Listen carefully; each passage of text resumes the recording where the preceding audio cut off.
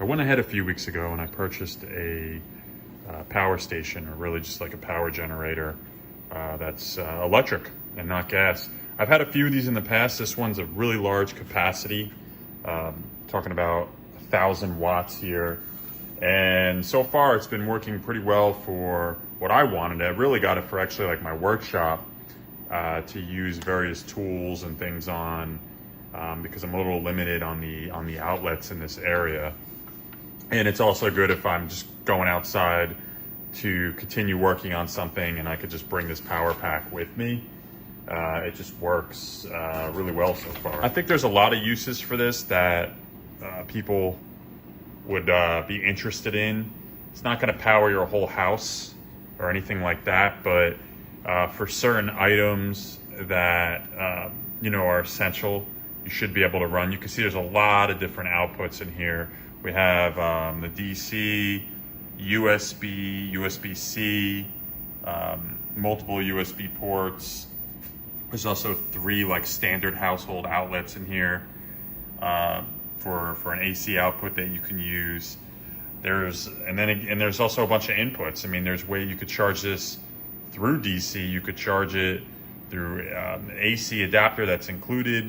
You can use solar panels as well, which is, you could find those all over Amazon, different accessories for that to charge it. So if you did run out of power, but you were still trying to utilize this unit, you'd be able to do that. A quick view in the manual is just a quick specification so you could see everything, which is really what I was most interested in. I think most people will be, because you want to know exactly what the outputs are rated for and the inputs are rated for.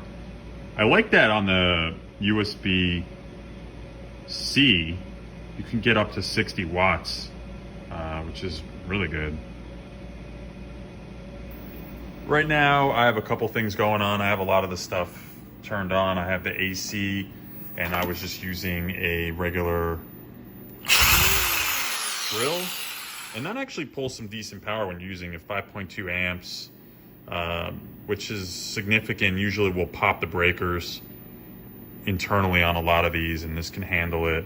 I also had it on an air compressor, which is plugged into the DC side. I'm charging my phone right now through the USB 3.0, which is really fast.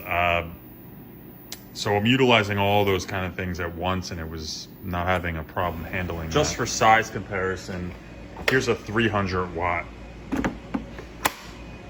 You could just see how much larger and beefier this unit is at 1,000.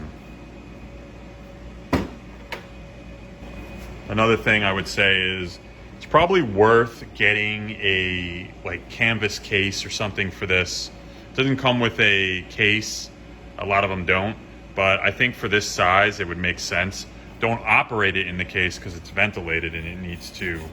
It has fans and everything, especially if you're running the AC outputs, it's going to need that. So, but this isn't a unit that you could get water on or like blow a lot of dust into or something. I mean, it's not designed for that. So I think a case would be a pretty good idea to get. Just a couple tips that you should know: when you charge it via AC, don't be surprised if this gets pretty hot. I actually took an infrared reading off it. I think it was well over 100 degrees, and that's just the way it is when it's really pumping.